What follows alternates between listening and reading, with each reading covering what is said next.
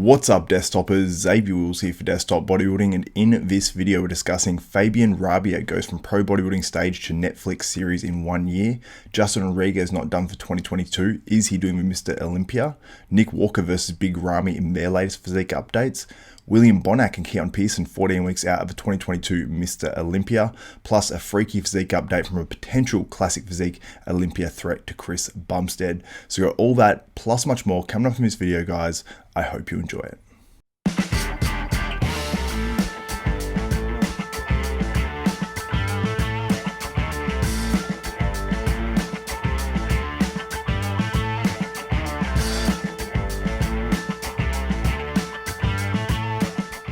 What's up, desktopers? Now let's get straight into this one. We've got a physique update from James Hollingshead 2 weeks out of a 2022 Arnold Classic UK, and this is the sort of update we want to see from James because he looks dense, he looks hard, just dropping his DAX in the car park, and I've got to say I'm very impressed with how he's looking at 2 weeks out.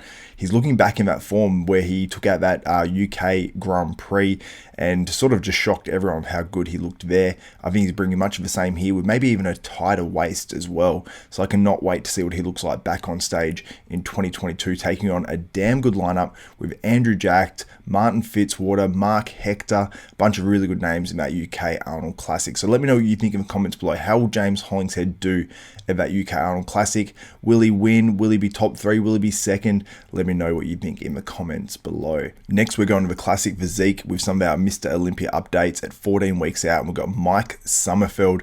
I believe he came 7th at last year's Classic Physique Olympia. I might be wrong on that, but I think that's correct. And these latest physique updates at 14 weeks out are absolutely crazy. This front lat spread, I mean, look at the amount of thickness on his physique. He looks like he would struggle to make Classic. He's got just a huge chest, a really wide chest by the looks of it as well.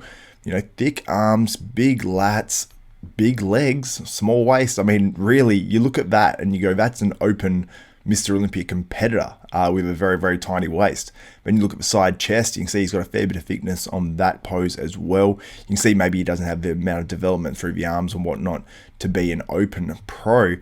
But then you look at this classic shot, and that looks almost like if that stood next to Chris Bumstead and that was really conditioned as Chris Bumstead, it looks like it would beat him.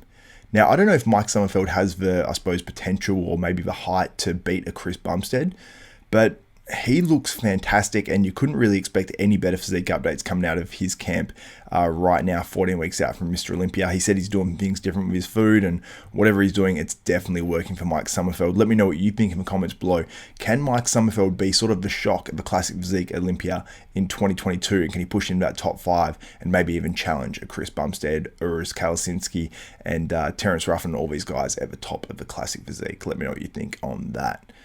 Now, Keon Pearson, a guy who's moved from Classic Physique to the 212s, he posted up this looking crazy impressive with a huge amount of thickness added to his physique. When we compare him to when he used to compete in the Classic and even when he just came into the 212s, he has made some huge improvements. So I'm very excited for Keon Pearson at 220 pounds, 14 weeks out of the 2022 212 Mr. Olympia. Let me know where you think he'll place at that contest. Now we move on to the open with some physique updates. The first one is from Charles Griffin. It's just a quick one from him, but he's looking pretty damn impressive. I've been very impressed with the changes he's made working with Matt Jansen, and I think we're going to see an all-time best Charles Griffin at this year's Mr. Olympia. I think with this type of lineup that we're putting together so far with 30-odd guys, and just the talent is just crazy top to bottom, I think it's going to be hard for Charles Griffin to crack a top 10 or something like that, but his conditioning could definitely carry him if he comes in at his all-time best. Now, physique update from a guy who's going to be right up there at this year's Mr. Olympia, and I think he might shock some people, and that's William Bonac. Looked fantastic at the Arnold Classic earlier this year. You can see here he's looking like he's got a huge amount of thickness. Basically, he's saying he's much bigger than he's ever been before. He didn't say it on this post, but we've seen it in other ones before, and it's his first off-season working with Chad Nichols as well, who obviously preps Big Ramy for Mr. Olympia. And I think we're going to see maybe an all-time best William Bonac as well, because he seems like he's sort of worked out the formula. He did say in a previous video, I believe it was an interview with Dennis James, basically he wasn't doing much in terms of supplementation before, and he's just sort of upped it now. So it seems like he's sort of going to be reaching his genetic potential and maxing out what he can do with his physique. And he's got some crazy bubbly muscle, and he's come as high as second in Mr. Olympia. He's won several Arnold Classic titles. he is a formidable competitor. And if he brings his all-time best, brings what he brought to the Arnold Classic stage earlier this year and adds a little bit on top of that and still keeps his waist tight, William Bonac will be dangerous at that 2022 Mr. Olympia. Now, a few other guys that are going to be dangerous. Nick Walker versus Big Ramy. Now, we'll go to Nick Walker first. We can see this physique update here with the most muscular. You can see, obviously, he hasn't got the detail through the abs or anything like that yet. He's 14 weeks out. This is sort of how Nick Walker should look at 14 weeks out, in my opinion. You know, no real crazy deep lines or definition or anything like that. And then we go on to the front relaxed. And obviously, we saw Big Ramy's front relaxed. We're going to put this side by side with Nick Walker's front relaxed. And you can see why people are sort of making a big deal about Big Ramy's delts, because you look at Nick Walker's and you compare it to Big Ramy's. Now, Big Ramy has bigger delts. There's no doubt about that, but there is a reason why his delts are poking up like that, and I don't believe it is SEO, like some people have claimed that I've said. But Nick Walker looking pretty good there, I think, at 14 weeks out. He's about to turn things up, and he's going to get more and more impressive week to week, physique update to physique update. We're going to see the best here from Nick Walker. But let me know what you think in the comments below. Who will win out of Big Ramy and Nick Walker at the 2022 Mr. Olympia? Now, Justin Rodriguez, he did say that he's basically sitting out 2022 and going to come back in 2023. And even if he qualified on the points, because he's quite up there in the points, he might even be on top actually, that he would not do Mr. Olympia. Now, he's posted up these physique updates. It's just sort of a video that rolls through a bunch of photos of his. And he says, not done yet, 2022 still running. So I looked at this, went straight to the comments, and then saw Kevin Jordan says, you doing the O? I thought I saw somewhere you were skipping. And basically gives a response like, he ain't done. So Justin Rodriguez will be competing on stage in 2022. I don't know if it will be in another show to make sure he qualifies for that Olympia for 2022, or if he's banking that he's actually going to get through on points regardless, and he's just prepping straight for Mr. Olympia.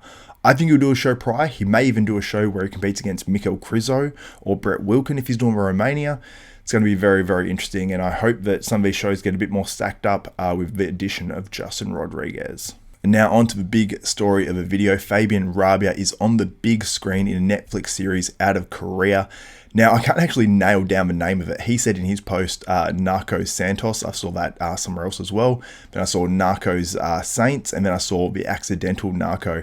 And it did say he was in The Accidental Narco, but then obviously you can see here on IMDb, it says Narcos Saints on the actual series cover.